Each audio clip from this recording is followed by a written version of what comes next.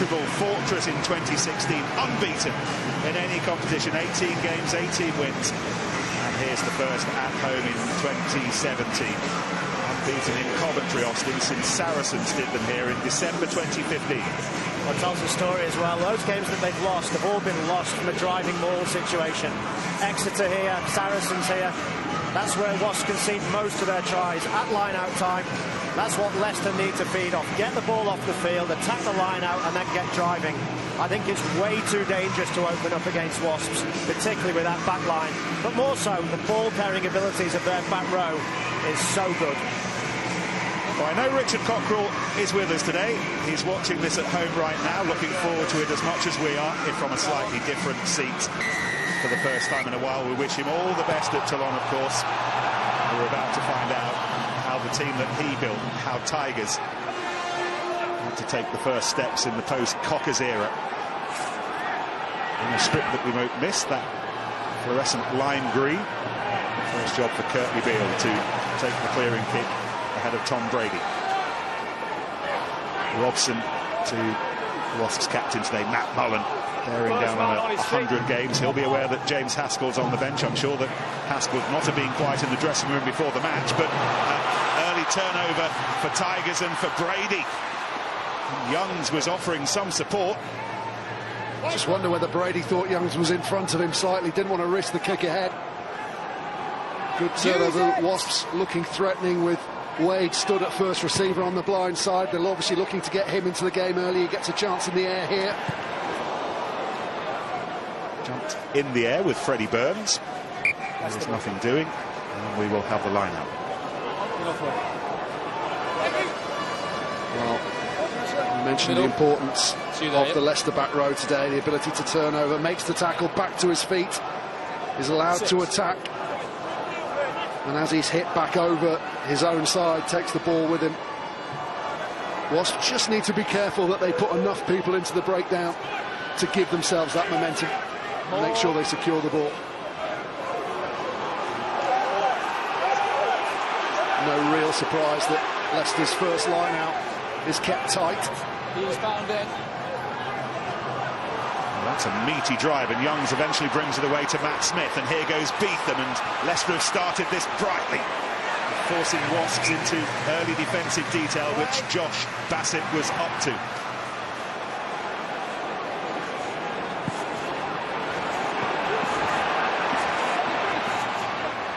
And Williams to Adam Thompson, JP Peterson amongst those on the list of absent and injured.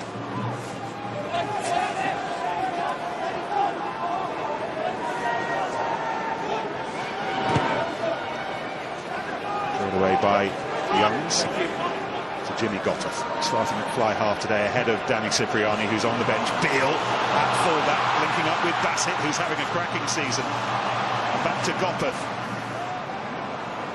Ball was loose. Youngs tried to get his boot to it, but still Wasps' possession.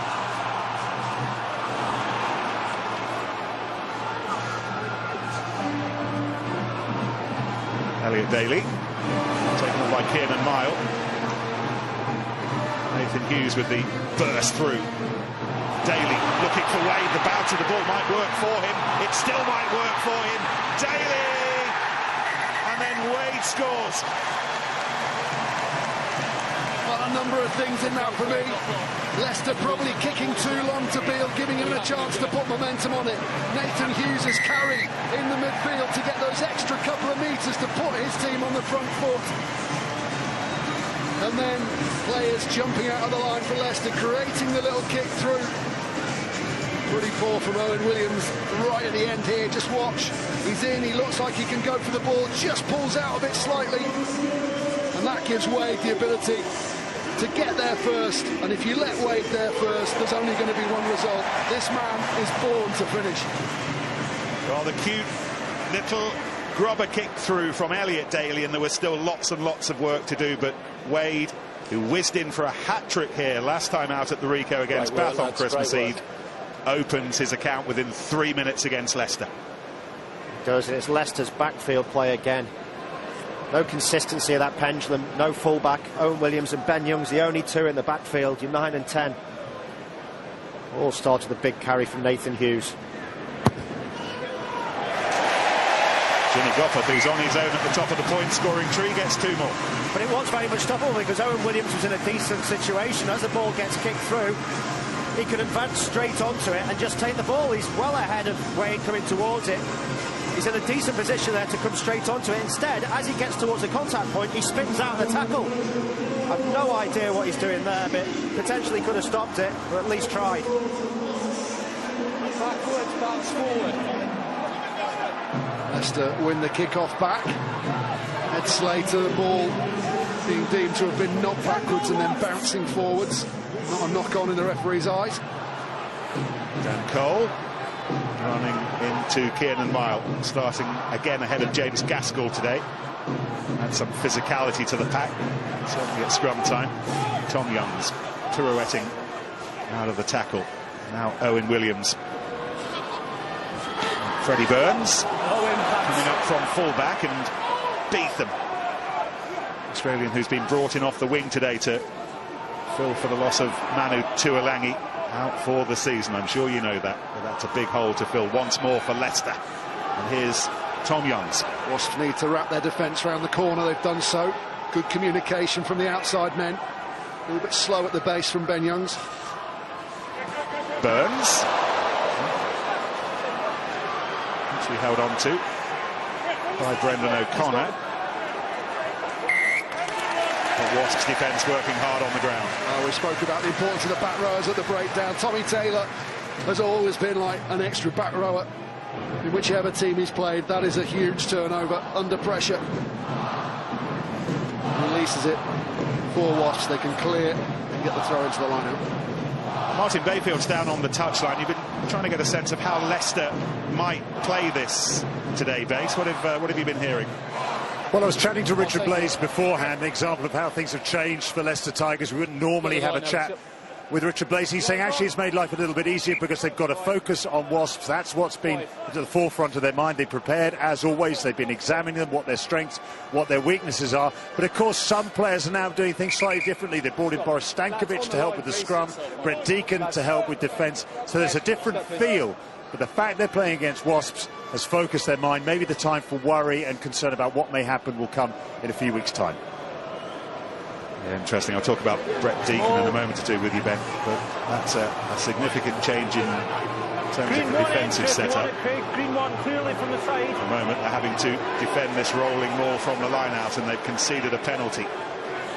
Craig Maxwell-Keys, by the way, not sure we've said hello to him on a weekend when the spotlight's on the referees. Still on. With all the high tackle brouhaha. Entry. Come back for the penalty. Brett Deacon speaks Leicester. He understands the language, and I think the players are happy to have him looking after the defence this week. Yeah, absolutely. He's a tremendous bloke. Was never the superstar of the Leicester side, but was one of the reasons during the successful periods that Leicester had success. Just that drive. But he's had that slightly different coaching journey than others. Not like Jordan Murphy or Richard Blaze that have gone straight into the first team role. He's come through an academy post. He's sort of one of those X-factor blokes that he adds something to the environment with his personality, which lifts everyone, which you can't quite put your finger on why, otherwise everyone would be doing it. Well, the work they've been putting in at Oval Park this week is about to be tested, because from the wonderful kick from Goppert, Tommy Taylor picks out Mile. The Wasps try to set up this driving ball. Let's collapse. So Wasps have a freebie now, dangerous with their back line. Kyle Eastman coming up, seeing if he can sniff an opportunity. Robson, Eastman was offering himself, but it was Goppert behind him who slipped away, and back we come. That's where Wasps are so dangerous. They know they've got the penalty, they've got the freebie, and they've got the firepower in the back line to capitalise on it. I just think in that situation, if you're Leicester, you want to kill the ball. Don't let it come out of that ruck, that maul. Excellent leadership by Wasps as well to have that initial first drive which wins them the penalty, then kick to the corner, another drive. Everyone talking about make this a forwards game, Leicester will win. Wasps are saying no, we've got to drive as well. So many options, Austin, that Wasps have in their back line now, but with Goppert at 10 it allows them to play Kyle Eastman at 12. Yeah, they're not a particularly big back line, but they can stand up physically. This guy gives you a second distributor, a second 5'8", and if you're playing 10, it takes a lot of pressure off you. Again, the setup's good. Need to get the body heights down a bit for Wasps. Taylor doing a good job to stay hidden. Working exceptionally hard there, not to show himself to Ben Youngs, and they could go all the way. This will take some stopping. It was, in fact, unstoppable. And the post-Cockrell era has not started well for Leicester. Less than 10 minutes played, they've already shipped 2 tries to the neighbours. A really, really sharp setup, and that man's worked so hard to stay hidden and not present a target to the Leicester defenders. Would have been so easy. Here's the good setup. They get the ball far away from the Leicester. As the shunt comes on, they don't panic. Now look at him. So easy for those hips to swing out and prevent a target for Ben Youngs, but he hides back in. People go past him, and then it's a simple walk to the line. Good body heights. Eyes on the line, and he just dives with the nose straight over the top for the try. 3rd try of the season for Tommy Taylor. Yeah, they rode that initial drive from Leicester, didn't they? Spun out very well, and then you saw Cole and Slater ending up with their backs towards the maul. You lose 2 of your big power guys to a drive like that, you're just not going to be able to stop it. Amazing start from Wasps.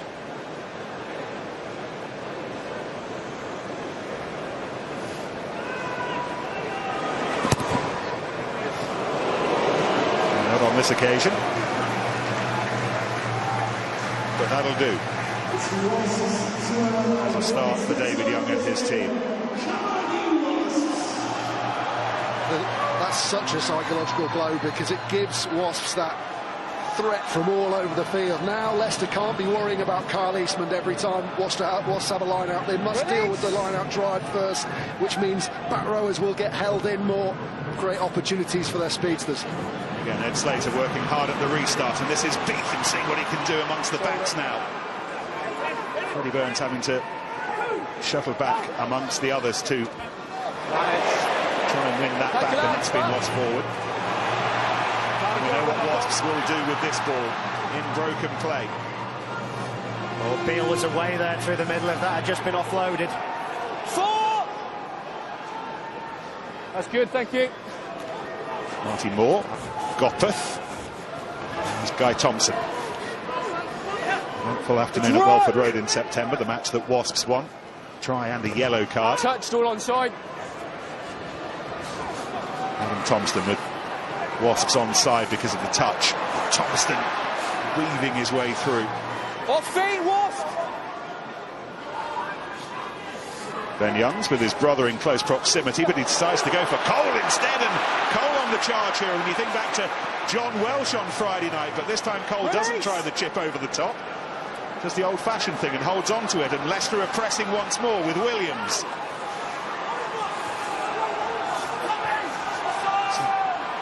Characterful response from Leicester to conceding 2 early tries, and Ed Slate has been at the forefront of it. Charge at some speed, but not quite the control that Mike Williams would have wanted. Yeah, great line from Mike Williams, really confrontational, will hold defenders, make the outside men step in and create opportunities from the next phase. Just can't hold it, giving it right on the line. Time. It's up and firing again after 10 weeks out with a broken arm, an arm that now has some protection around it. It's a really good low shot under the ball, isn't it, to dislodge it. I think it was Guy Thompson. Austin. Well, just looking at Tigers' play and how it varies from Wasps. Wasps are very direct when they get their opportunity, and Leicester have the chance to as well. This is a big gap on the inside of Tommy Taylor. You should really just be running dead straight. If everyone's really straight, you've got 5 on 3 on the outside instead. Once you start to drift on the ball, you allow those 3 defenders to eat up the space. We see that a lot with Beetham as well. He has the opportunity on that outside channel to just use that gas and go very, very straight down the field, but he always picks the outside arc. And against a fast drifting back line like Wasps, you're not going to break it down. I was talking about psychological blows a minute or 2 ago. Wasps struck the first blow of the season when they won at Welford Road back in September. First time there since 2008. Road trip win, 34-22. Picked up try scoring bonus point as well. It's decided that Matt Simmons needs to no, he doesn't. He's fine. I thought he was heading off, but Matt Simmons takes his place in the line-out. I said Guy Thompson made the tackle. It might have been Simmons that made that tackle.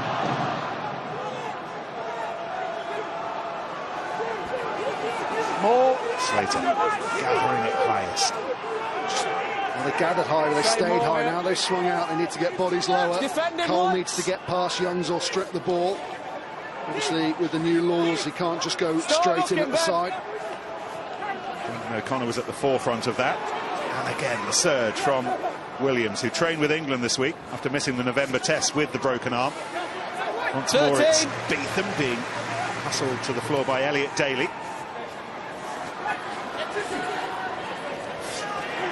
13 off feet. Freddie Burns, third start in a row at fullback. Matthew Tate still nursing his sore jaw. Toulouse Viano as well injured.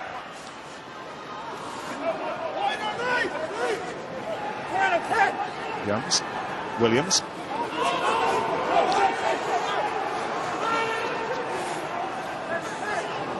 Williams again, he did well to gather a ball that was dying on him, and this is Matt Smith. Wasn't due to start today, but Jack Roberts pulled out before kick-off. Again, no Tuolangi, no Tamua. All the big names, all the high money earners not contributing to Leicester's efforts over the last few months, and they've lost that. Holding on. Clearly the first man in. Oh, just that one hand getting onto the ball, stripping it back. Referee saying despite it coming loose and Leicester getting an advantage, Simmons just hanging it around there long enough to give Tommy Taylor the opportunity after the tackle, but without causing the referee any problems.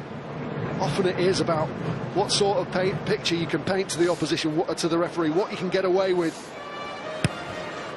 Doing a really good job of allowing his teammates to latch onto the ball and then working exceptionally hard to get out. Okay, I see. Matt Mullen with the bloody nose in the foreground. Six Nations opportunities knocking maybe. We know that Mako Vunipola is going to be absent. Hearing that Joe Marler's calf that kept him out yesterday isn't as serious as it might have been, and everyone's hoping that Marler will be fit for the Six Nations, but Matt Mullen isn't too far away right now. And there he is. Gathering ball back for Wasps. This is the hooker, Tommy Taylor. Gopeth. Connor working hard to try and close the space down, and that looks like it's been lost forward by Christian Wade. Williams has it straight into Matt Simmons. Still playing the advantage for the ball lost forward, and we'll have to come back for it. Always under pressure. It was a bit of an Achilles heel last week, wasn't it, Nick? The kicking game of Leicester. It was almost a last resort. Again there, the opportunity to get some territory. Just got to execute the decision that you make properly, and way too many kicks are being charged down for Leicester, either at 9 or 10. Come off.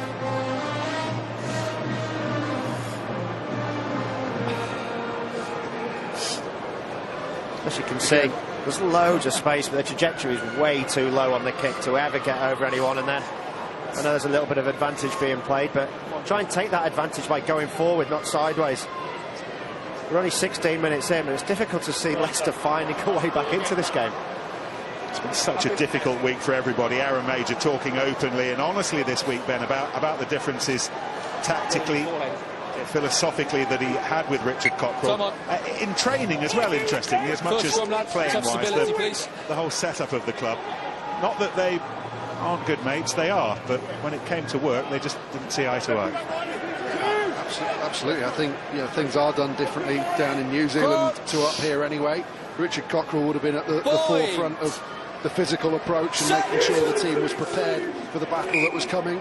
Perhaps Aaron Major slightly more on the side of keeping the bodies fresh, so that when you get onto the battlefield, you can win those collisions.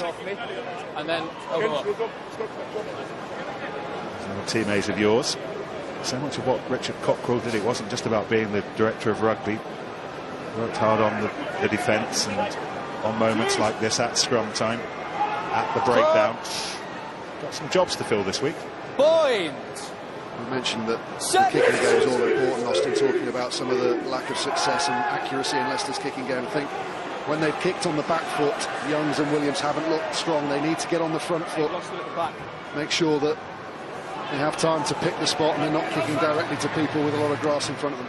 Go. Which is what happened just then with Curtly Beale. He does find grass and Ben Youngs has to go back to sort it out. Inside. You see the difference there with an aimless kick that doesn't land on the floor, and Beale takes it. So Leicester did have a line out, or a scrum rather, on the halfway line. It's now a Wasp ball on the halfway line. If you want to win a territory battle, that's not how to do it. 6. Almost think like sides nowadays, some sides, not all of them, they make a decision way too early before they see what's in front of them, and then just go ahead with it anyway, rather than changing mid-flow.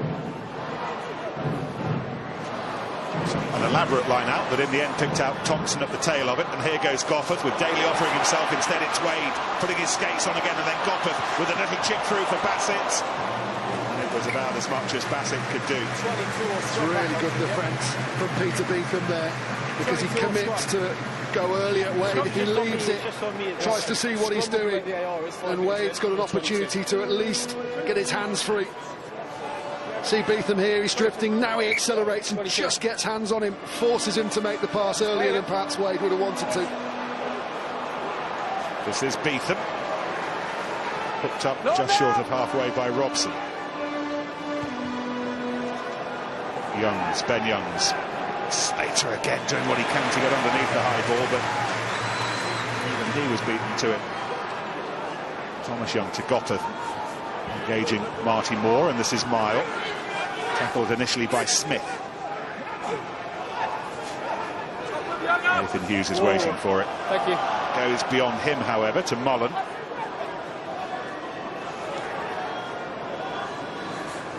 Not beyond, please. Eastman, Daly, skipping through the first attempt to bring him down, that was Beetham's. Peter's in there. He's regathered it, it's okay. Wade to Bassett, the two wingers within a couple of metres of each other, and now Bassett finds Beale and Wade's up in support, and here he is. It's the confident, loose passing from Wasps that threatens to unstitch Leicester's defence once more. That not quite so smart, and it needs sorting out by Mile, who does sort it out, straightens up, goes hard through the middle. Goppeth and Thompson. Robson to Goppeth again, and now Eastman hops back inside, gets it away before he's brought down, however. Wasps attack going this way and that, looking for a soft underbelly.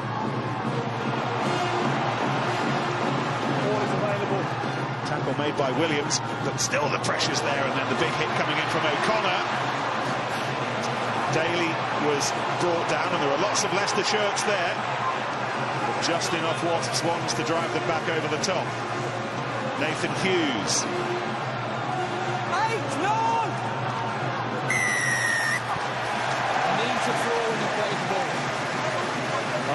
It's an amazing attacking play from Wasps, so fluid, and then you have the big ball carriers in the back row of Young, the footwork of Wade on the outside channel to create the break in the first place, and then Bassett, and then two breakdowns in the corner, which arguably were penalties to Leicester. They had three guys over the ball, but this footwork from Bassett, and then the speed from Ben Youngs to get back onto Beale.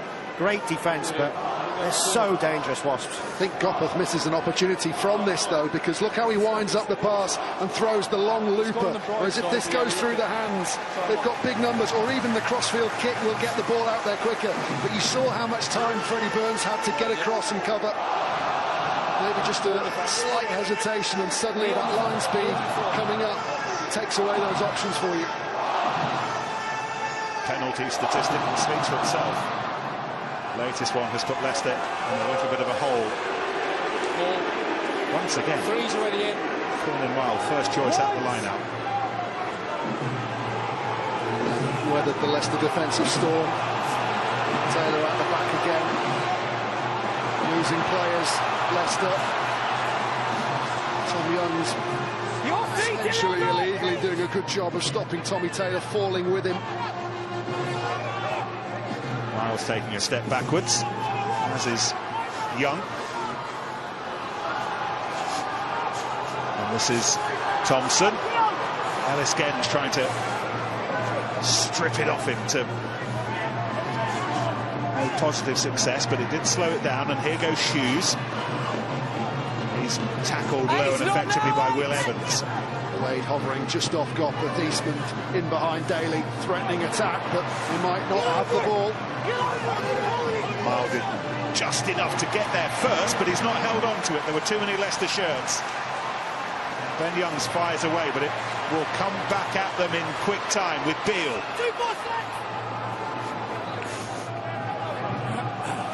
Gopeth, pressurised by Beetham.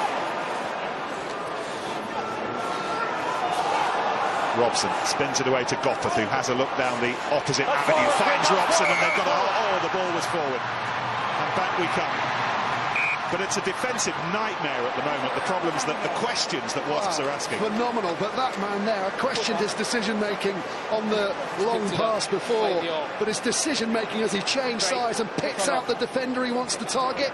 He can see that he's got Genge on his own. He's going to drag him out and then know that the nine's going to be back inside. Unfortunately for him, the ball's forward. But that sort of decision-making would have been so easy for him to ignore the ball back inside. He drags Genge where he wants him, knows that no one else will be able to recover. But it is, where do you mark? Where do you overdo your marking? If you do it in tight, you've got the firepower out wide. As soon as you start worrying about those guys, get too wide around the breakdown, the likes of Gopeth, Robson, they'll target you. I think you've got to get your formation right defensively. Just defend zones. Don't defend moves, don't defend people. Go forward collectively, guard your bodyguard in place. And then if you are the bodyguard on the blind side, at least come forward. Don't drop in underneath the ruck. Genge there has to stand up, be presentable, move forward, and then close the gap where the ruck was. And then there's no hole there for anyone to attack. It's great decision-making by Gopeth. I really loved last season when we said to him, oh, Danny Cipriani's coming here. And he said, I don't care, I'm going to fight for my position. Let's find out how Leicester are trying to defend this. Aaron Major is ready to have a chat with us. We're talking about it in the commentary box, Aaron. How are you dealing with it in the coach's box? They're a box of fireworks, Wasps, right now, aren't they? Yeah, they've certainly got plenty of threats right across the park. We've just got to work hard to get set up and get our spacing probably a little bit better at the moment. We're probably presenting too many holes. Putting ourselves in that position too. We probably could have kicked some of those balls off the park to slow the game down a little bit, not give those attacking threats a chance. Yeah, we're going to talk a little bit about that. Are you kicking correctly at the moment? Are enough of them finding grass? Are they competable? At the moment we haven't been good enough with our kicking game. You know, always kick one down the middle. It's given Curtly Beale a chance to light up. That one that was turned over after defending really well for a good few phases there from Benny Youngs. It's probably got to go off the park so we can reset again. What are the positives, Aaron? What are you seeing that's pleasing you at the moment? I think when we've got the ball in hand, we'll put them under a bit of pressure. I think when we get down to their 22, we just got to complete for longer. Probably a little bit more urgent back to the ball at the breakdown, and if we do that, we'll put them under pressure. Brilliant. Thank you for your time. Cheers, guys. 6-man line. It's Mike Fitzgerald, New Zealand, a rugged exponent in the back row and the second row back there today, Ben.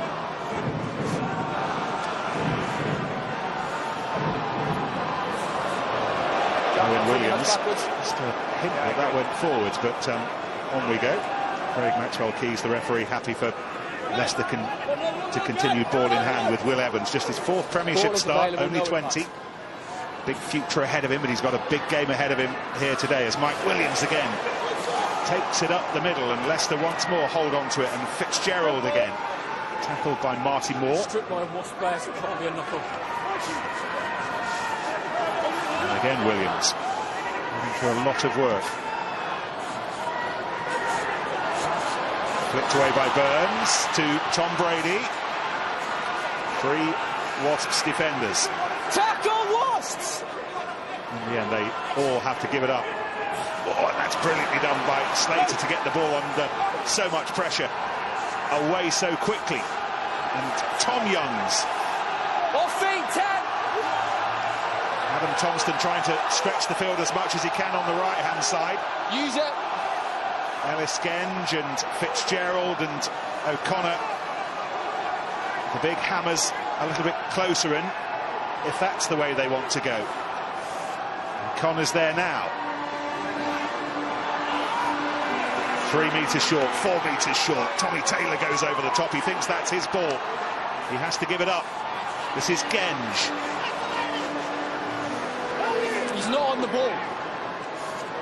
Huge focus on the ball from the Wasps defenders every time Leicester carry. It's being slowed up, either by that attempted rip or bodies coming over the top.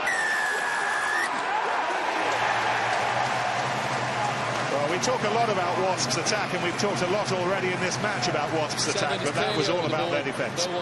So they've got so many players that are low to the ground. So even Kyle Eastman there getting in over one ball. Tommy Taylor, very strong over the ball. Dan Robson. But these low guys get in a position that if you're not there before them, you can't clear them out. Particularly now that you can't go near the head. I think there's also that danger for Leicester that if they play as simply as they are now, it means you can commit 2 players to the tackle, get one of them on the ball. They need to be posing questions of those guys, so they're thinking, actually, I'm a tackler further out, I don't need to step in, I can't step in. At the moment, Wasps just putting 2-3 into every breakdown.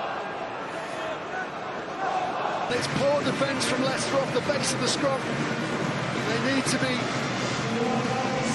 a little bit better at dealing with that on the blind side. And then good defence initially from Brady here, but Robson, watch him looking and scanning where the opportunities are, where the front 5 forwards are struggling. O'Connor goes the wrong side, wrapping up. Dan Cole left on his own. He's never going to beat that man for pace. It's a sign of the speed that Wasps play out, that there were 3 Leicester defenders struggling to get back on that left-hand side, and they couldn't get back in time to stop Robson. Yeah, it's that ability to react, isn't it? When you've seen something happen in front of you, you have to close it down. Stop the ball coming out of the ruck. Sacrifice yourself. You may spend 10 minutes in the bin, but you'll save 7 points and you'll still be in the match. The situation of an international scrum half missing a tackle on the blind side. As he breaks here, Ben Youngs has got to make that tackle. Stop it at source. They do well, Leicester, to recover and scramble back. And Brady makes a good tackle, but this is the ruck. Once this ruck is formed here, that ball does not come out. There's only one Leicester guy in there. Dan Cole's left isolated, and it's a walk-in for Robson. Again, it goes back to that multi-threat from Wasps, because why was Ben Youngs on his own on the blind side of that maul? Because Leicester were worried about the drive. They all commit to trying to stop it there and then. They put too many bodies in. Wasps spot it, take the opportunity. That's what happens when your team's panicking. You stop trusting each other, you start doing different jobs, as Ben said. Ben Youngs there needs to pull a forward out, stand him on the blind side, and then float in behind. He shouldn't be isolated as the last defender, but you're seeing it all over the field. Tackles made as a percentage, 74% from Leicester at the moment.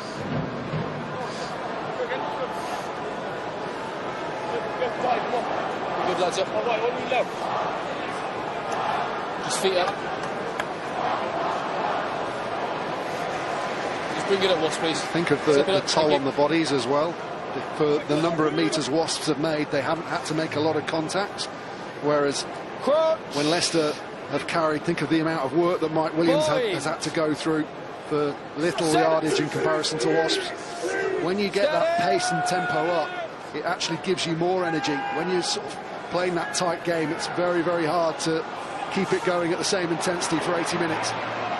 Wasps going for what would be the fastest bonus point in the Premiership so far this season, beating their own record, 33 minutes to get 4 against Harlequins here before Christmas. They've got 3 in 30 minutes. Williams, Burns chases his own kick, and this might work out very nicely for him. He had Ben Youngs up in support, and that might be a deliberate knock-on from Courtney Beale. Stuart Terrors, the TMO in our trucks, is being called into action. Tom Brady chases his kick, and he wins the bounce as well against Dan Robson. So we're playing the advantage from that deliberate knock-on. Williams on the bounce to Genge.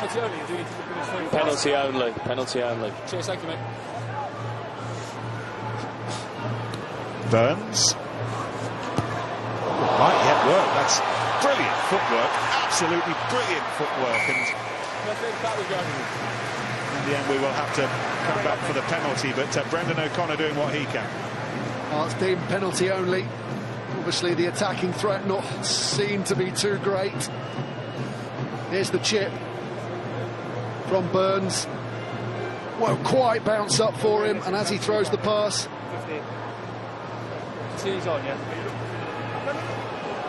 we've seen those go to the bin before now, regardless of whether it's in a try-scoring position. Stops momentum. What's that? A lovely little kick on the volley. O'Connor just doesn't quite sit up for him.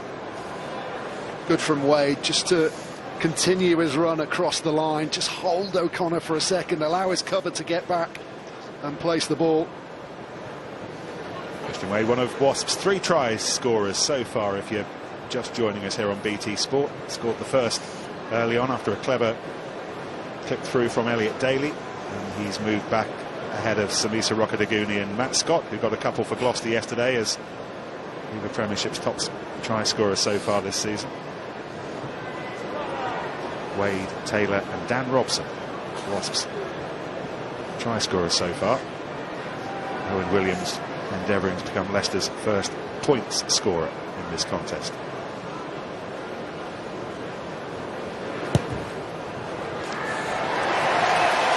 It's pretty good off the kicking tee so far this season. He's running at 80% and he's bagged the first 3 for Aaron Major's Leicester here. Right decision from Leicester, despite the scoreboard being so far against them. They need to start chipping away and taking every opportunity for points.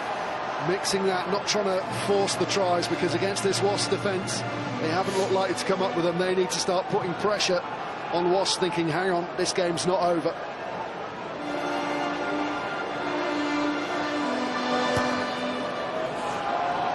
Daly leads the chase. Connor was underneath it. Inside. Williams completes the clearing job. Plenty of chatter that he might be a Gloucester player next season. We will see. We're into the time of year post January the 1st when all that would have transferred tittle-tattle. Well, clubs can start talking to the players now, can't they? Because they didn't do it in September, October, November or December. That's set, yep. Shorten line out. Big carriers in midfield for Wasps. Mile deflects it back. Gopperth involving Tom. Boynes.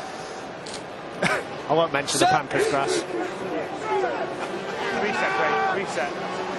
To the final 5 minutes of a first half that's been pretty much bossed by Wasps. The colouring in has been done by their rapid backs, try scorers like Wade and people like Ellis Gench have just been working so hard to stay in the contest. It's almost unfair though, isn't it, to just mention how good this Wasp backline is, because the forwards have improved so much this season. You know, they've already scored 1 from a driving maul. They came very close on the second occasion. But it's a ball carrying, I think, of Nathan Hughes and Thompson in the back row that just gave you that go forward. Without that impact, without that quick ball behind the tackle line, it's so much harder to play as a back division. Simmons a good signing as well, wasn't he? Huge signing coming in. Player of the season at Irish, and it's just a real presence in the middle of that engine room. We'll find out what Kiernan Miles' line-out stats are this afternoon, but he's getting through the bulk of them. Joe Launchby, by the way, calf injury not as serious as I think Eddie Jones might have feared initially. Good work, Seven, thank you. Wasps are expecting him back next week for the Champions Cup match here against Toulouse, a game you'll be able to see here with us on BT Sport. How we get Here's Matt Mullen, who will be playing in that game, he will hope, and may well have a part in Eddie Jones' Six Nations plans, depends to a certain extent on injuries to those loose head props. Here's Nathan Hughes, who again will be hoping to be on that squad list that's announced on January the 20th. Robson was in the wider squad.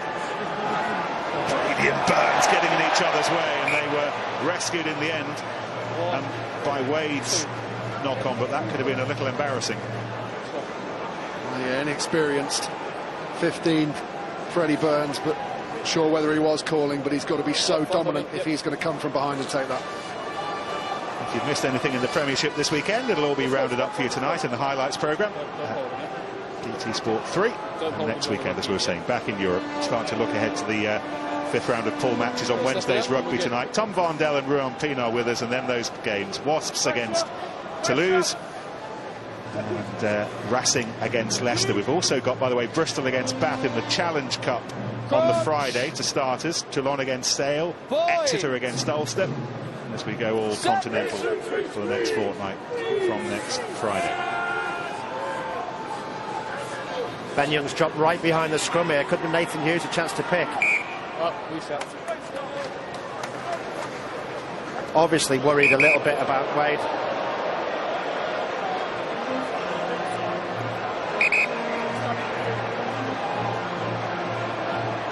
I think they're playing twist, aren't they?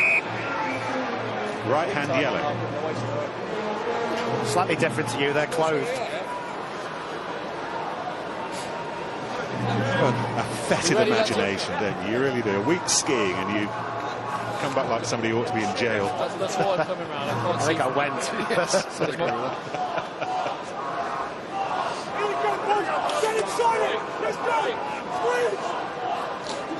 Be interested to see if Ben Youngs does do that again, though. Christian Wade now standing behind the scrum.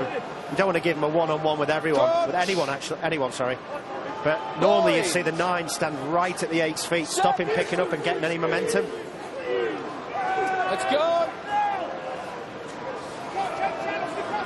He started that. Final minute of the half. Time for Wasps to land one last blow, and Taylor was so close to getting through there. Tackle from Matt Smith was absolutely critical. Yeah, brilliant tackle from Matt Smith, because it was left very, very late from Kyle Eastman. And there was so many dummy runners around him as well. Very easy to take your focus away from the actual ball carrier. As it comes across, much like Gopeth takes Beetham's eyes away from it, but Matt Smith stays right on the tackle. That's a tough tackle to make on the gain line like that. He's barely played over the last couple of months. He hurt his ankle. You might remember a match that we did in the Anglo-Welsh Cup at the Rec. He's 31 now, but all the experience of a bloke closing in on 200 appearances.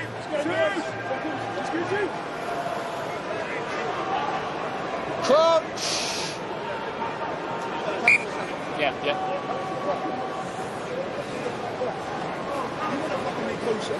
Right, there's a mic right there, so let's not use that. Let's not use that sort of language. Apologies for the You sit at the end of that. You sit there, please. Now don't chase each other. Here we go. Let's get off your body. Here we go, Tommy. Choose. Yeah, here we go. Choose. What that? Crunch. Boyd. Set.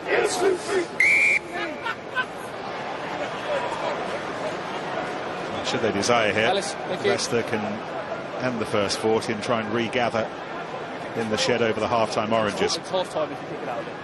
It's half-time then. That's exactly what Ben Youngs decides to do.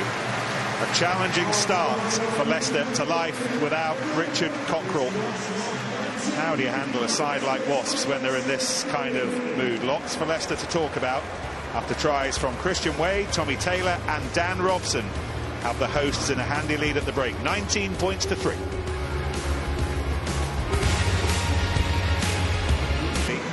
Then they'll head into the break 4 points clear of Saracens, who currently lead, courtesy of the draw yesterday against Exeter, but Wasps seemingly poised to the Premiership's leaders as we head back into Europe.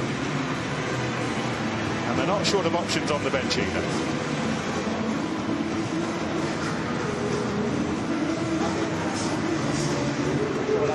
So what of Leicester? Things to work on after the first 40 minutes.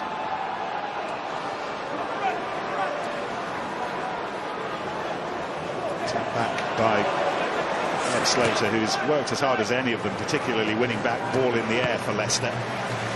But that's worked out all right for Wasps in the end. Well, Slater's been superb on the kickoffs. Unfortunately for him, he's had too much practice in that first half. The ball back, but again Leicester turn it over, having that's you there, yeah? Got that initial tap. Wasp punish them, good field position.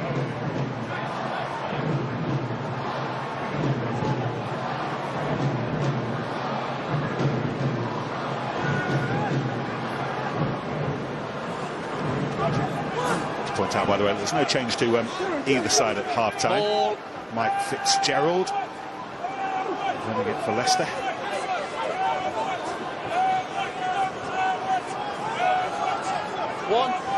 Thank you, Matt. Ben Young's about to work off the front foot. Tom Brady chasing the kick, but it was too close to Wade. It's too long again. No chance of Brady getting there and stopping it, which means easy passing across the field, and now scramble defence from Leicester. Daly leading that threat. Robson to Thompson. Entry. Penalty's gone against Thomas Young by the looks of things. Entry. Owen Williams needs to be targeting the 22 here. Didn't quite get there. Good 15 metres away. Option now for Leicester. Try and build that forward pack driving game as they did at the beginning of the first half.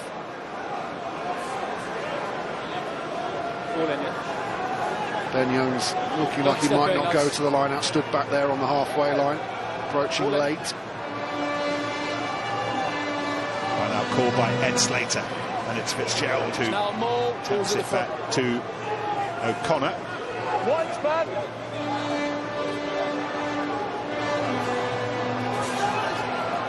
It's the same all. Start looking.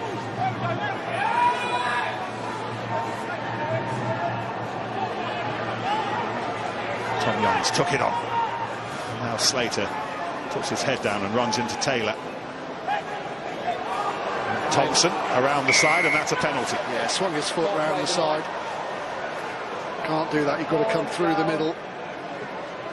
A bit of a cheap penalty, I think Young will be furious with that. Didn't look like Leicester were going anywhere. Now it gives them an opportunity to chip away at that scoreboard again, which Tom Young signals to the referee.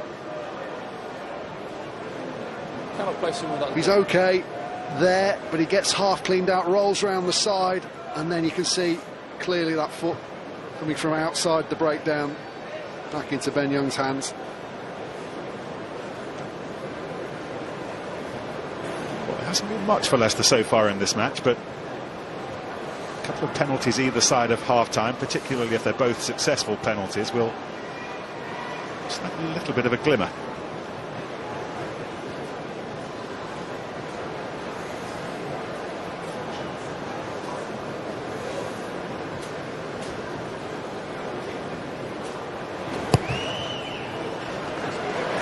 Struck straight and true.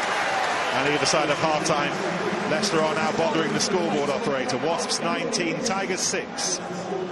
Difficult for Wasps at half-time, isn't it, to keep that momentum, try and keep that mindset that created the opportunities in the first half.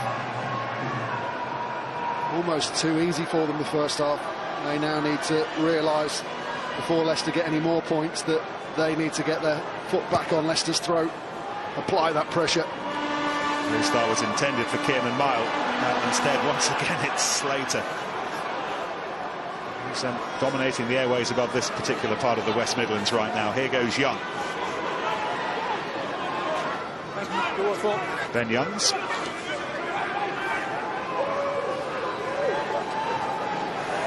His brother going in to clear the ball for him to use, and another penalty. And Youngs takes it quickly. And Robson makes the tackle on the 10-metre line. Leicester beginning to play with a little bit more purpose right up to that point. Well, you can see what Ben Youngs is trying to do. He's trying to put tempo on the game. Aaron Major will never tell him that he can't do that. But you just wonder, don't you? That's probably still halfway line. We've seen Owen Williams hit them from that sort of distance beforehand. Would it have been a massive psychological swing to have immediately got another 3 points, taken it to within 10 points? He's cross with himself. He's probably cross with the reaction speed of those around him, that they didn't get onto him quickly enough. But that's the difference between the two teams, isn't it? Wasps take a quick tap penalty. There's 3 or 4 guys react to it. They're over, they're covering your back.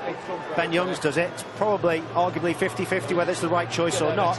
If he steps Robson, who's with him? No one. He's got to do it all by himself. And that's probably why he's so frustrated.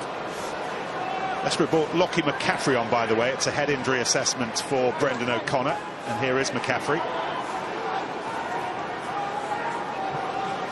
Slater via Williams, and eventually Beetham can start to try and stretch his legs, and he does well, and Brady's on hand, but look at Thomas Young driving him back.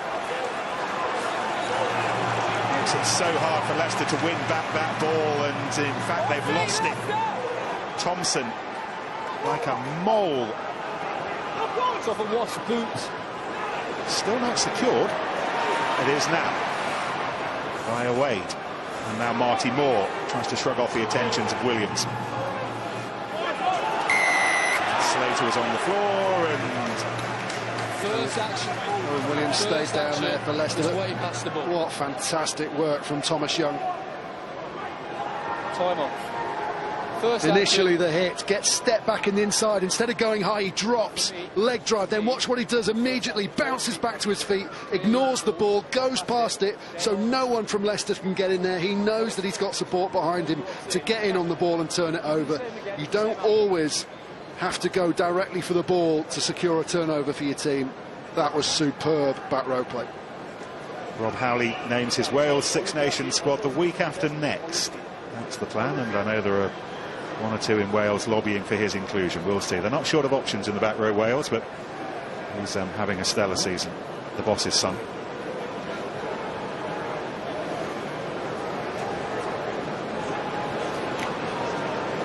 I think he's played for Wales under-20s, hasn't he? Which is the equivalent of their A team. Which is the equivalent of their A team. So Eddie Jones might have been thinking, has he got an English mother? Has he qualified for England? But he's been here. Residency. So had he not got that under-20s card, that was fairly serious for Owen Williams, doesn't it? The arm being wrapped up in a makeshift sling. Eddie's got a smile on his face because Delalio isn't there bothering anymore. Owen Williams has been replaced by George Worth, a youngster beginning to make a name for himself this season, and Freddie Burns has gone to 10, by the way. Worth the fullback. Punishment of the penalty, driving Leicester back down onto their own line. Line out to come. We saw Tommy Taylor's try early on in the first half. They'll be looking for more of the same.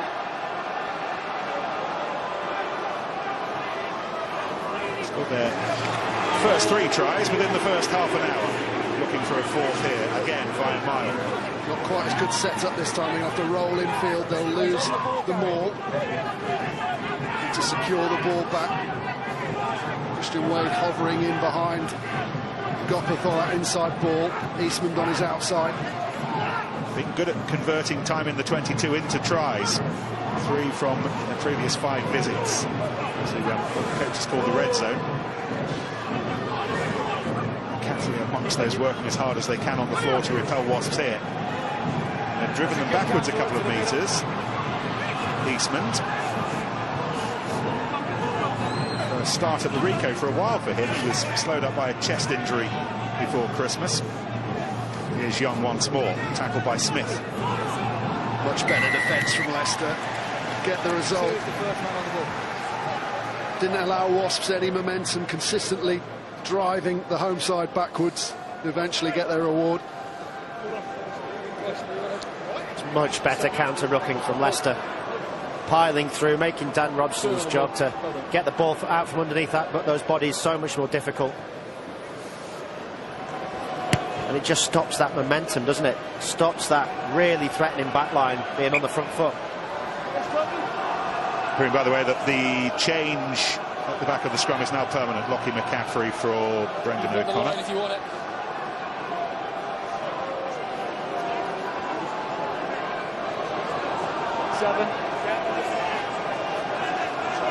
Seen already him have a little bit of an impact with ball in hand. He's carried well this season, not the biggest of ball carrying players to have as your primary number 8. He's really filled in well there for Leicester. This is Matt Smith, who was expecting to start the match on the bench. Roberts' injury this week means that he's in from the off, as was Genge. Marcus Ajertz, who was part of the warm-up in this match, so he can't be far away, and Evans does well to ride the hit from Hughes. Looked like it could have been a headshot though, Nick.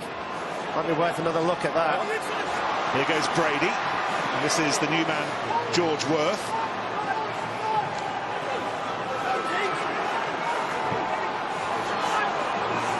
Youngs. Thompson coming in, that's been lost forward. It's knocked on in the tackle, we heard Craig Maxwell-Keys tell us. It's a knock-on advantage only. Come back and knock. Youngs trying to find some space to involve Adam Thompson, and he's given it straight to Beale, but will come back for the knock-on. For that cool look on Adam Thompson's face, I knew exactly what I was doing there, knew it was a shot to nothing.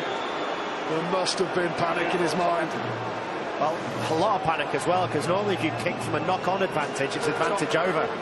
Here's the tackle from Hughes. Clearly not on the tackle. No, it's just a great shot. It's a great shot. It's the power that makes it look worse than it actually is. Wasn't it? Because from this angle, his head almost snaps back. Looks like it's been hit, but it was literally just the whiplash effect to being hit in the chest.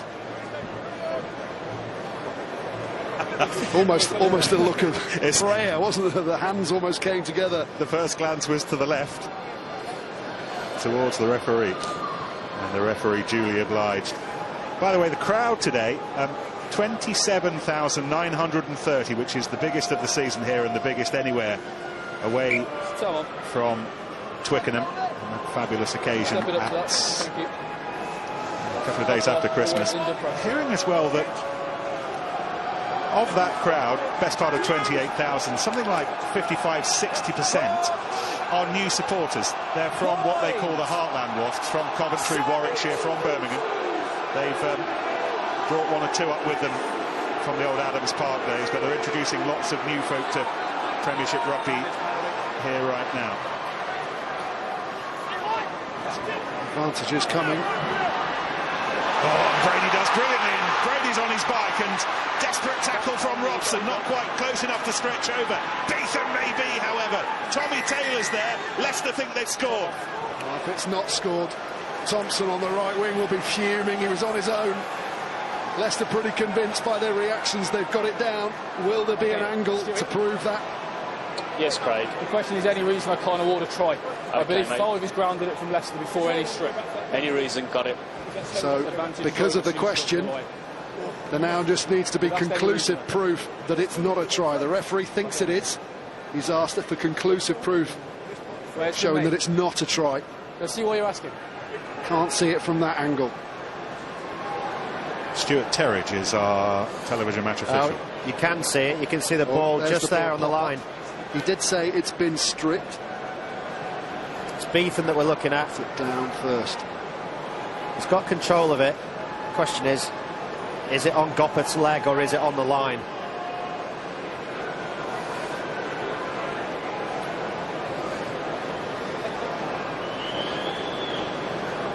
We've got one more angle. Bear with me, please, Craig.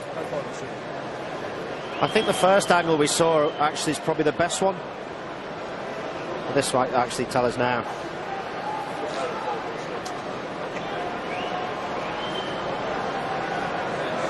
You just can't see, can you? I think the first angle was the best one. Oh. Stuart Terridge saw the ball on the floor behind the try line, and for the first time in this match, a little bit of relief on the face of Aaron Major. Leicester have scored via Peter Beetham.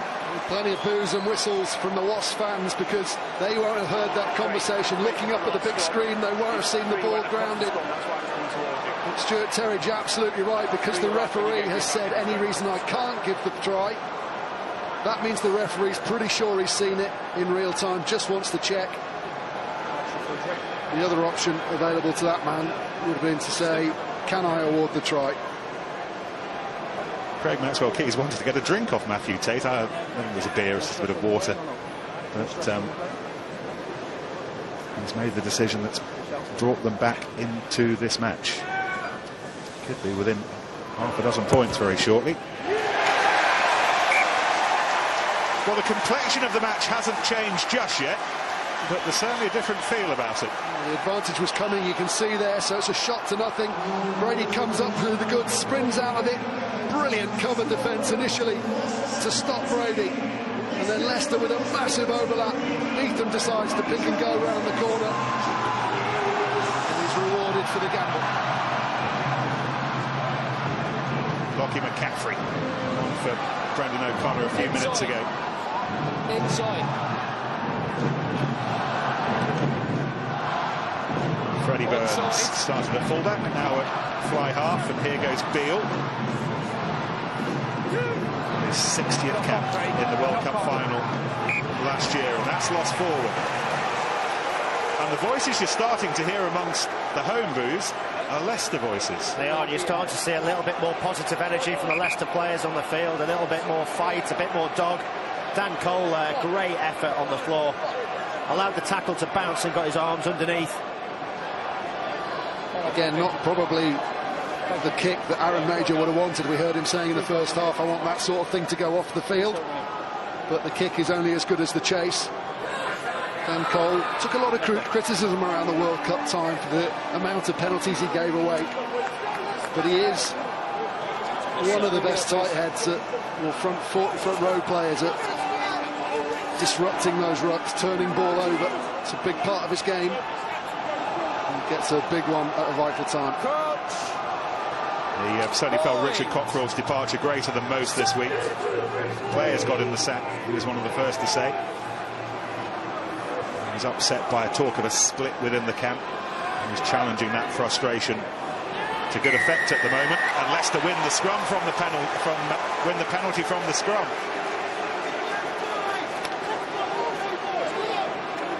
He backs up the turnover. Staying square, frustrating Wasps. Referee deems they've stepped out. That man is Boris Stankovic, one of the most technical scrummagers certainly I played with. It's a good way back in the game for Leicester, is to get under the skin of Wasps a little bit, get them involved in a physical forward battle, let them take their eyes off what they've been doing so well for the first 40 minutes. It seems that David Young thinks that some changes need to be made, and he is part of the change. James Haskell, about to see him engage for the first time this season. Well, if Wasps deem that their enthusiasm levels have dropped a little bit and Leicester's have risen, who better to bring on?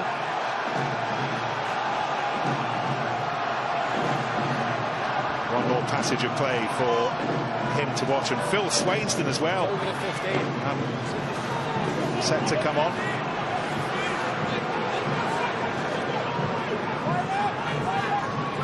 Leicester once again pressing around the 22.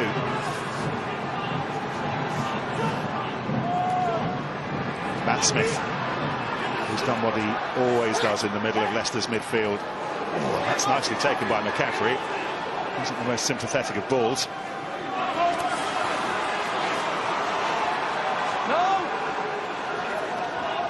Fitzgerald going through the tackle of Taylor. There's a little bit more oomph about what Leicester are doing at the moment, and Genge will add to that. It's interesting, less Wasp players getting on the ball on these carries. Maybe that's why they want Haskell on the field. Over the top from Burns. Brady cuts in field. Boy, you can hear the Leicester voices now for sure.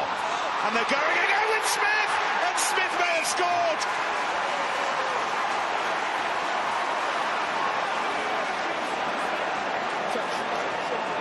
Flags up. Not even going to check it. Smith suggesting they should. Linesman's convinced. He saw it. Touch judge's Jack Makepeace, and he had the best view.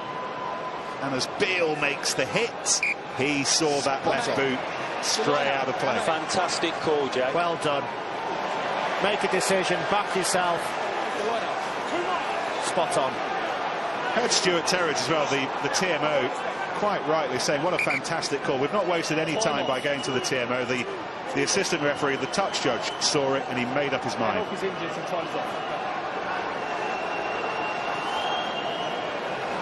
And it's not just James Haskell that Wasps have up their sleeve. Danny Cipriani as well. Set to be sprung off the bench for just a second time in the Premiership this season. He's recovered from a a sore ankle that took him off at half-time at Kingston Park last Friday. We're hearing that Kyle Eastman is going to make way, so Jimmy Goffith, we assume, will move to outside centre. Cipriani will slip in at 10. Swainston as well to shore up a scrum that's been going back. Started to creak, hasn't it? So it's all the areas, really, particularly from a forwards perspective, that have waned in this second half compared to their performance in the first. First change, though, is at hooker. Ashley Johnson for Tommy Taylor. Taylor's emptied the tank, hasn't he? He's been superb. Head injury assessment, so he may be back. Still off. Might not be back. We will see. How many? Too many hookers around at the club at the moment. They brought Ed Shervington back in on a short-term deal. For a relatively new line-out thrower, what a pressurised throw this is. On your own line. This is really simple. Say that, please. And they've stripped it to the bare minimum, Ben. You've got to make sure that the lifter doesn't step in before the ball's thrown, which he clearly doesn't do. The referee ignores it. Hughes into McCaffrey. Again, the extra edge about Leicester that I'm sure you can sense back home right now. Robson under a lot of pressure. Relieves a little bit of it. Austin. He does really well, Robson, there, but Leicester got themselves back in the game by changing their game plan, just becoming a lot more direct. Slater comes around the corner, beats him on the arc, but instead of running wide, he straightens up. Watch what happens next on the next phase. As it comes out, Freddie Burns runs dead straight. That sits down both defenders on the outside channel, so instead of drifting, they have to put their heels on the floor and drag them in. That creates space for Brady. And then Smith again down the blind side. By running straight, they've created space, but if you want someone to stop one who's running straight, that guy there, Haskell, one of the best head-on tacklers in the game.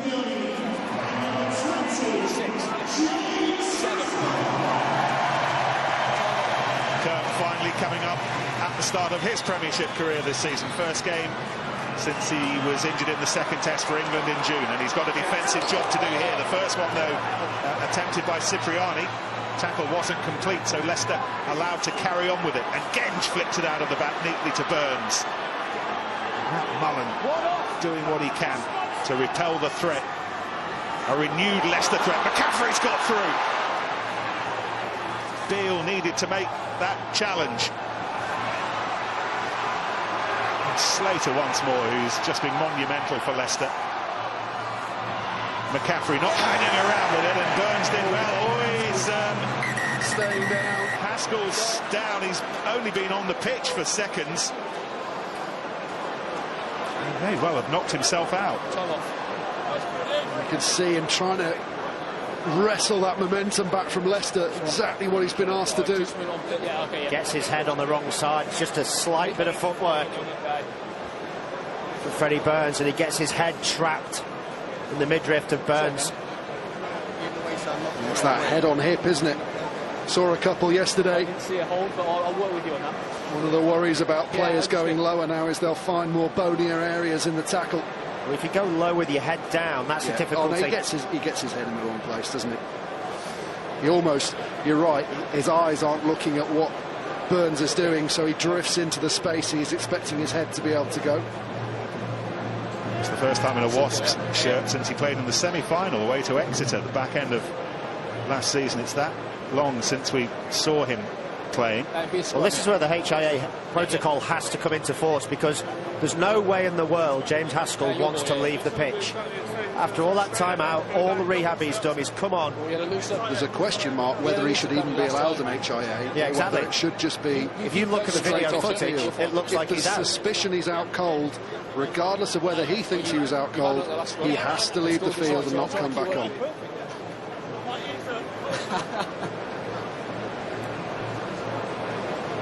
Yeah, if there's any hint that the player's been knocked out, then he has to be off the pitch. And to me, that's clear. Yeah. If that's permanent, send him on, The referee just saying, if that's permanent, send the player on who's coming on to replace him. 20's coming off. I think the discussion is not the start of an HIA, it's just the medics checking that Haskell's neck's okay before they ask him to walk off the field. James Gaskell is already on Haskell for Gaskell. sadly for Haskell, is permanent, and he's barely been back with us. What a shame for him, but absolutely the right decision is being taken by the Wasps medical team. Doesn't make it any easier for Eddie Jones, however. He's already lost Billy Vunipola. There are question marks about Chris Robshaw, and there are question marks now about James Haskell as well. He's got some issues in the back row growing ahead of the Six Nations. Yeah, as arguably Eddie Jones's biggest test is this first game against France with all those injuries. The Vunipola brothers, we see the impact it's had on Sarries. It's bound to have an impact on England's play. Well, the Archbishop of Banterbury, even after being knocked out, a wry smile to the Leicester players. Shaw mentioning how good his comeback was. That's good to see that he's a good person to have around the Premiership, isn't he? I think Freddie was making the point that that's what happens when you run into me.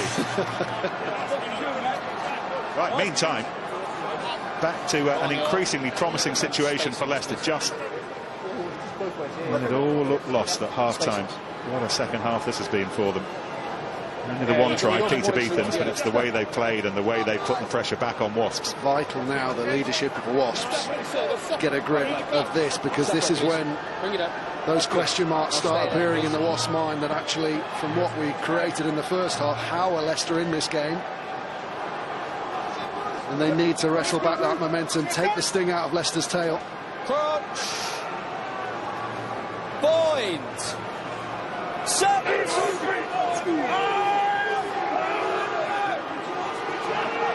That's the scrum, and with a new Wasps front row, or at least a new tight head and a new hooker, continues to be as dominant, and they've got a penalty. Bang in front. They'll look to take the points, take it to 3 points. Who would have thought that with the performance from both sides in the first half? It's a remarkable turnaround. Whatever Aaron Major said at half-time, it's certainly made a difference. The whole team's come out, look completely different in terms of energy and the quality of play. It's on the pitch for exactly 35 seconds. Out for 7 months with his toe injury, and then he knocked himself out. 100% tackle record, though. Yeah, who's in there? It's good to see him back on his feet and smiling and being James Haskell.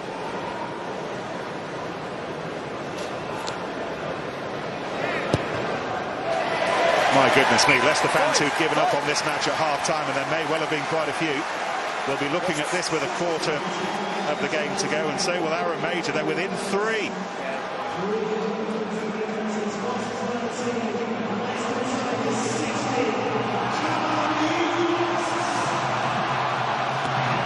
Cipriani going long, trying to pin Leicester down in their own 22, make a mistake. Joe Simpson, they should have seen. On for Dan Robson. It's behind the ball. James Gaskell, one of the other recent replacements, affecting the tackle. And it's a much better clearance from Ben Youngs. That's the benefit you have. If you don't carry outside the 22, your 9 can clear your lines and off the field. Whereas otherwise, you've got to pass the ball back 20 yards to your 10. So the 10's got to make a 20-yard plus kick. It's always best, I think, not to try and carry back outside the 22 if they kick deep to you. Gaskell picked up by Cipriani neatly. Thomas Young providing some muscular thrust through the middle. Wasps reset. Simpson, 199th game for him today for the club, and Johnson backs into it. Once more, Thomas Young.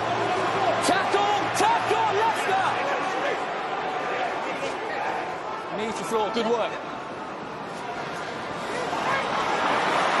Jimmy Gothard, fast feet. Well, Leicester won it back. And into space behind Wade. Picked up in the end by Beale. They'll come back for the advantage. Matt Smith's just gone down holding his knee, but big call from Craig Maxwell-Keys. Often when the ball's kicked away and advantage is there, they'll say the advantage has been played. It was a poor kick from Ben Youngs. Perhaps would have been better to take the penalty straight away. Build that momentum that's slowly grown in the second half. It's on the 10-metre hit. McCaffrey's made a big impact since he's come on, both his ball carrying and his ability over the ball at ruck time. Great turnover in the middle there. And Charlie Thacker is on for Matt Smith. Charlie Thacker, Harry Thacker's brother. And he only called on to the bench when Jack Roberts pulled out before the game. Thacker now on for Matt Smith. Wasps, by the way, preparing to bring on Simon McIntyre. Big moment for him as well. He's been missing for 3 months. Trying to shore up a scrum that's been going backwards in recent minutes. There he is. Hurt an ankle against Saracens back in October. Once again, Slater.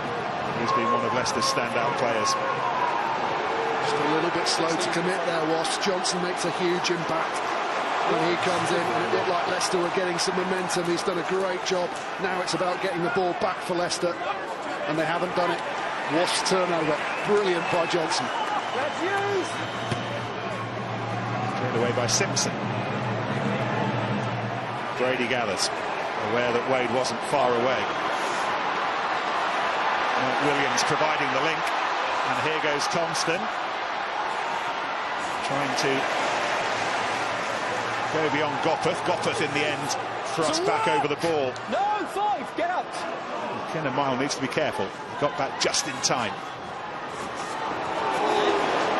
This is Genge, and this is McCaffrey, and Leicester are beginning to throw it around with Charlie Thacker. Needs to be careful that he doesn't get shuffled into touch, and his feet may well have drifted into touch. Good defence from Wade. Genge does exceptionally well to ride the huge hit coming in from Ashley Johnson. Get the ball away. See, blindsided, sees it coming at the last second, still gets the pass away. Good hands. Just needed to step back into Christian Wade a little bit earlier. Dragged into touch, but excellent defence from the Wasps winger. Doesn't give up, leg drive's good. He keeps the roll going even after he's on the floor, using that momentum.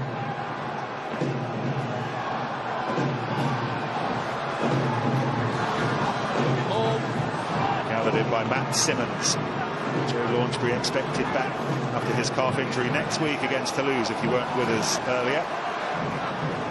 Wasps against Toulouse, one of our featured games in Europe on BT Sport next weekend. And here's Simon McIntyre. Matt's back. Great in the last 3 months. Brilliant pressure relieving drive. Now they can box, put pressure on Leicester again. Brady gathering himself.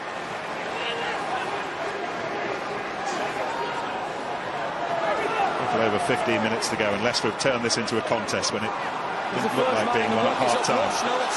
Trailing as they did by 19 points to 3.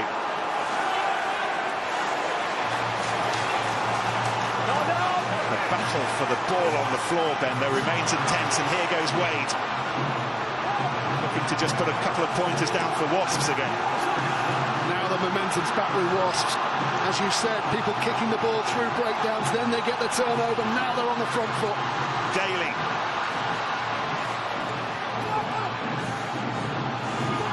Cipriani. Thompson. Ooh. Taking on Cole, who drags him down. Judo style. That's been lost. But it was lost illegally, and it's going to be a yellow card.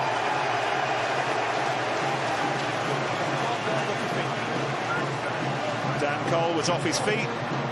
He was out of the game, and he involved himself, and it's cost him 10 minutes, and that could be very, very important. The number of yellow cards Leicester have had over the last couple of months. Come on, John. We've now had 8 yellows in the last 9 matches. 17 in 19 overall. Diving over the top of the breakdown to dislodge that ball. But that all goes back to Wasps' line-out drive when they were deep in their own half. They marched Leicester back nearly 20 metres. Good box kick, good pressure at every single breakdown Leicester have. And then they get the result of a turnover, and under pressure, Dan Cole cracks.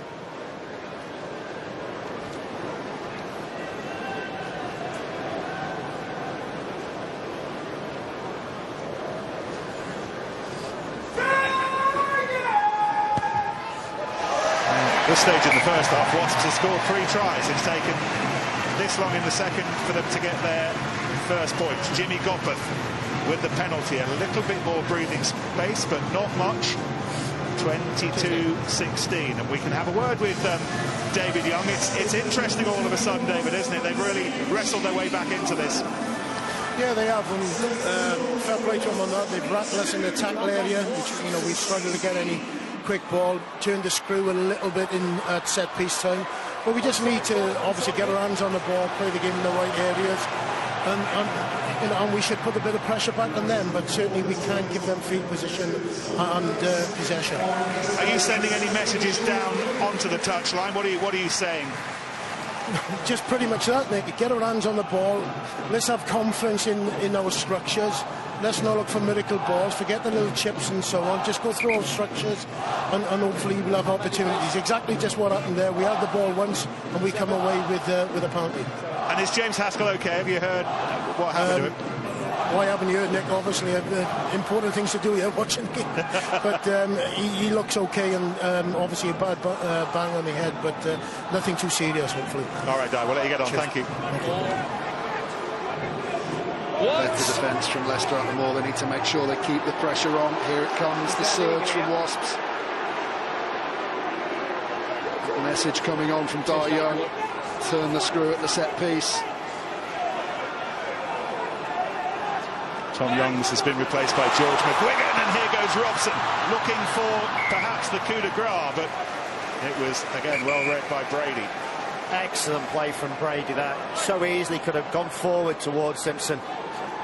Turns well before the kick, gets on his bike. Very experienced winger.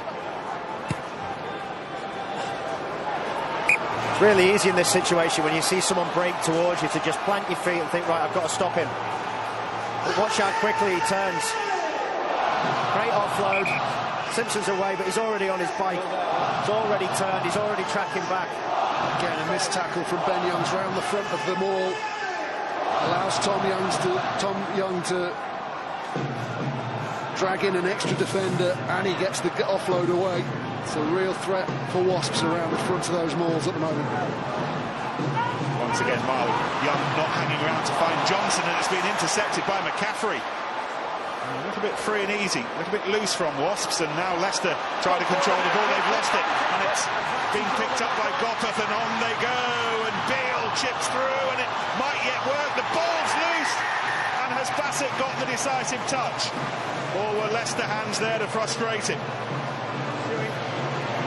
Try yes or no, please. Try yes or no. Demonstrating that he was taken out. I'm just going to look at the player in front as well as the ground here, right? But again, McCaffrey's done all the hard work, hasn't he? He's made a great intercept. Leicester have turned him around. They're in behind all the Wasps defence. Go forward, recycle. They throw 2 circus passes over the top, which could result in a try.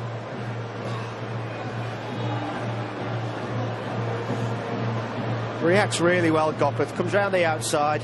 Cipriani with a little chip. Just checking he's onside to begin with. They're all onside. That's fine on the outside tackle. Committed and onside. We're going to look at Question is about the grounding. No, Will Evans got there first. Looks like Evans has got back just in time, doesn't it? So it's back off Leicester. Yeah.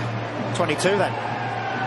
Does it come back off? Is it not Leicester more for last? Is it certainty Ben there? Youngs Looks like, yeah, that touches it last? Yeah, I think that's the debate. It's about the restart. Carried over by Leicester. Carried over.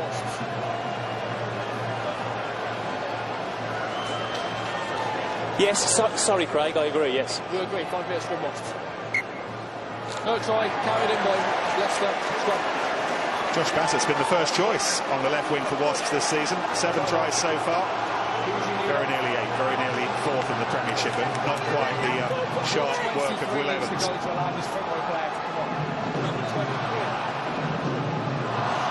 Still only 20. Leicester going to have to decide if they're going to put a back on the scrum or not. Against this Wasp back line, the left-hand side scrum. Best position on the field to attack from. Pat Cilliers is on. They have sacrificed Charlie Thacker. Graham Kitchener's there to add his weight now in that scrum. It's a full scrum.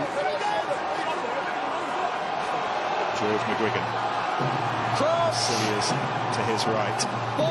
Full scrum, 6 backs. That means that Evans will be looking to get out as quickly as he can. Penalty originally. What do Wasps do now? Do they put to the corner? Gopper certainly pointing that way. On the line, please.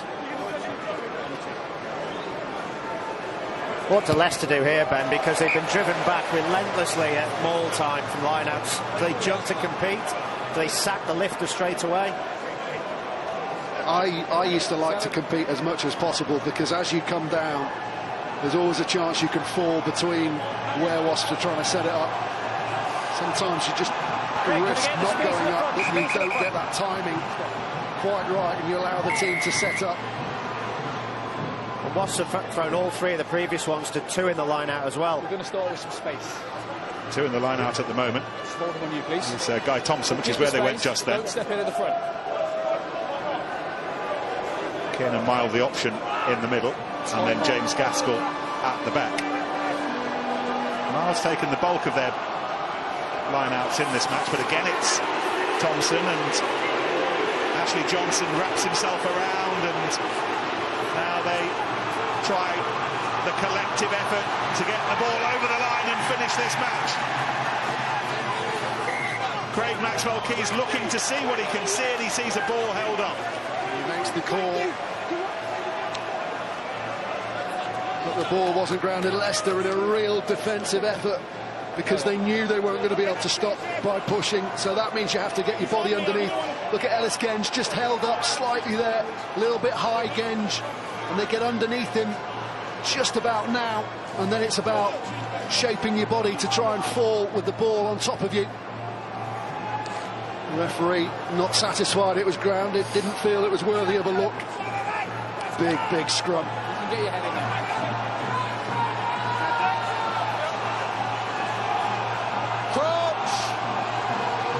Wasps put in. Joe Simpson put in. All things being equal, will play his 200th game for the club here next weekend against Toulouse.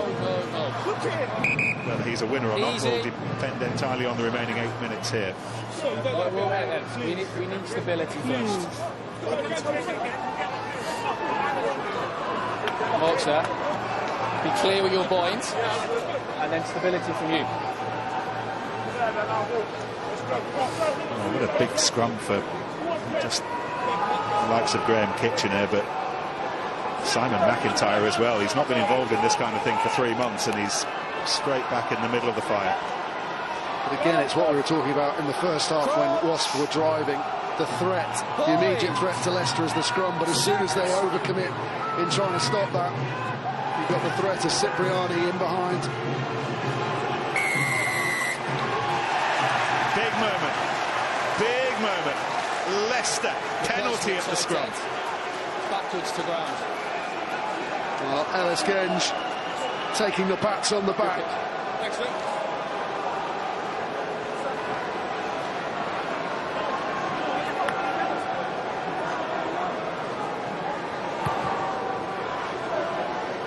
Ellis Genge is already on Eddie Jones' radar. It's not part of the latest squad, but it's moments like this that have earned his reputation. He's really taken. It isn't Ellis Genge that goes down first, but he's certainly put an angle in that's made it extremely difficult for Swainson to stay up. See that left hip just drifting out slightly. Okay, the left shoulder dropping.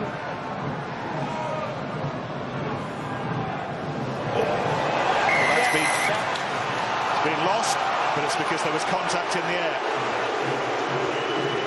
And Mike Williams gets back to his feet, and Leicester still have possession. It's great to see him playing again after the arm injury that kept him out for so long. That was a fumble in the air from Williams. He wanted to stay up there a long time to try and gather the ball. Is it his lifters? They squeeze together in the air. Again, for me, that's a competition. In fact, Ed Slater has thrown him so high, he's almost lost control of him in the air. If you've got 2 guys going for the same ball, maybe Gaskell's arm I couldn't quite see there, gets onto Williams. Again, they hold him high. Wasps might consider themselves a little bit unfortunate there. And Leicester, though, with the penalty. I actually think that one was worse from Wasps. In the desperation to get across the line, there was probably more contact underneath Williams, but... Youngs. Beetham, oh, he's almost gone through, and more in this second half. Leicester are starting to find softer holes in this Wasps defence. Gopeth and Johnson try to stiffen that one up. And Genge and Williams. This is George Worth.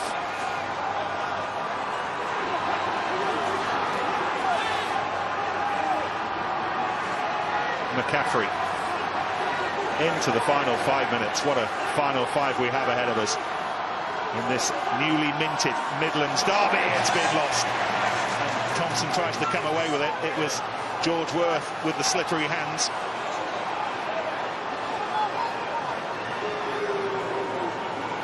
Use it! That ball's out. Touched, advantage over. Thank you, 20. Advantage gone. Freddie Burns and Tom Brady reset. Brady beyond the 10-metre line, and again they're making ground in the tackle, Leicester. It's exactly what they weren't doing in the first half, isn't it? Once more it's Beetham who's become more influential as this match has gone on. He's going across the pitch and he has to involve Thompson now. A lot of Wasp shirts there, but Leicester staff enough to win it back.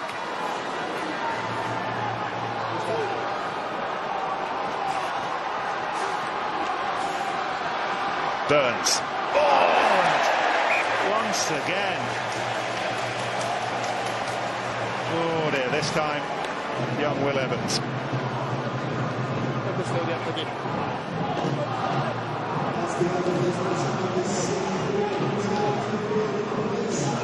It's about driving home those opportunities. Wasps just simply in the first half didn't make those sort of mistakes with their handling. Good ability to get their hands free. Beetham does well to get back under pressure, moves Cipriani. Maybe the eyes just coming up to see where Wade was before the ball was in the breadbasket. So much to admire in the Aviva Premiership this weekend. So many talking points, all the red card hullabaloo yesterday. If you missed anything, we've got the highlights tonight on BT Sport 3. Rugby tonight, make mention of, ahead of Europe next weekend. Tom Varndell and Ron Pienaar in our studio in Stratford on Wednesday evening, and then half a dozen live matches over the course of next weekend, beginning on Friday with Bristol against Bath in the Challenge Cup. Wasps to lose here Saturday, Racing Leicester. We've also got Toulon Sale and Exeter against Ulster. So much to look forward to in Europe, but so much still to complete here at the Rico in the Premiership. Leicester back to a full complement of 15. Yeah, Thacker back on, Cole stayed off. Cilliers will be charged with getting the result at the scrum. They don't manage it at that one. Wasps getting the free kick, so they can't kick directly to touch. Cipriani just discussing whether to go for another scrum or to put this one into the air. Goes with the latter.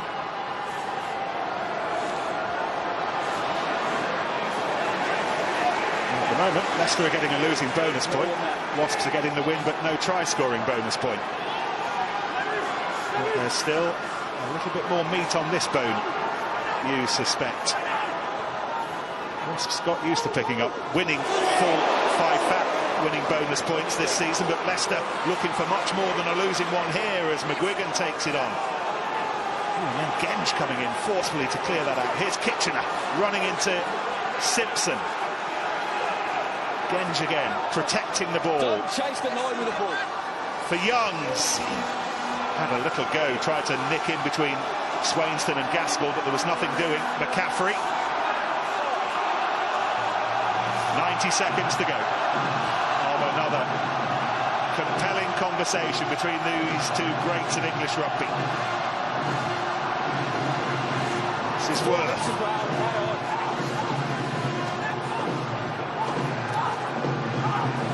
Wasps got 2 players down here, both Gopeth and Elliot Daly, both heading for the blind side. Gopeth's cut.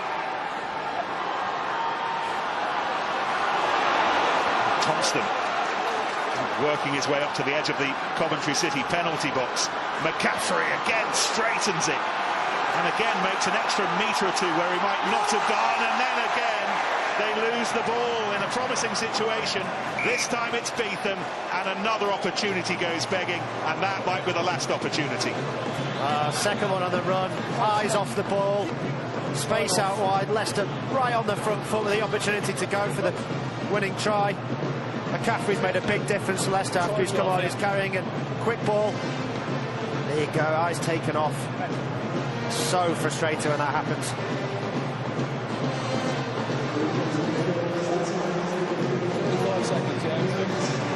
One last scrum for Wasps to be able to ride out. Gopperth getting treatment.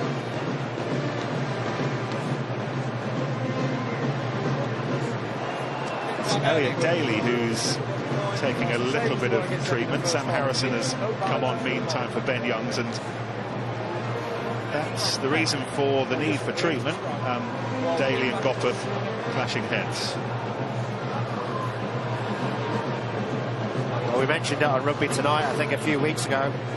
New directives means you both want to go low. If you both go low and an attacker runs in between you and you both hit with the right shoulder, your heads are going to come round the far side of the ball carrier. I think that might be in Barrington's mind yesterday, as if he goes any lower, there's a good chance that he takes a head collision with Brad Barrett.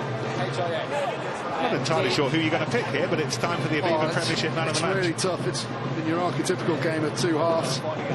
Good performances on both sides, but for me, the guy that stood out has been the man who's been playing well all season for Wasps. That man, Thomas Young, superb in the loose. Always a threat when he pops out of those mauls. He's our Aviva man of the match.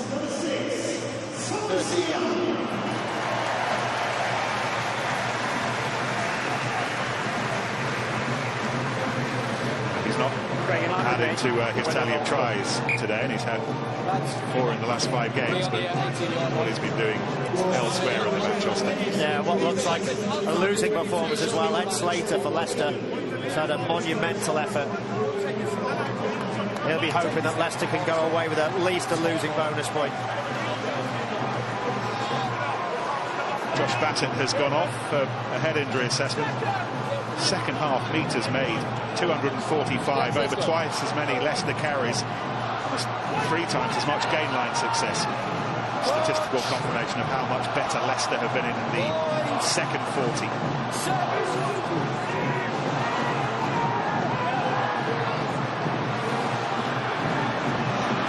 Here goes Thompson. No, 20 to 1. Time's up.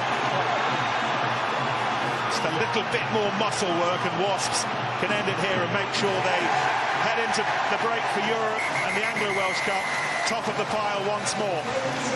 Once more they have leapfrogged Saracens, but after scoring 3 tries in the opening half an hour, what a dogfight Ed Slater and Aaron Majors. Leicester gave them over the remaining hour. Peter Beetham's try pulled Tigers right back into the contest.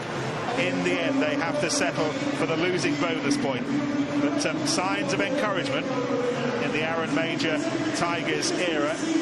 But further confirmation that Wasps are very much the real deal. Final score here at the Rico, 22 points to 16. Yeah, I was fearful for Leicester before the game that if they didn't manage to get an arm wrestle style game, this is a side that could tear them to pieces. That was shown in the first half. But what resilience from the Tigers to come back with all that's happened this week and to be within 1 score at the end of the game with Wasps, their hearts in their mouths. But this Wasps side looked like the real deal. Yeah, Wasps were immense in the first 20. It looked impossible for Leicester to find a way back into the game. They went in at half-time. They came out with a fighting spirit that a certain ex-coach probably watching back on his couch at home will be proud of.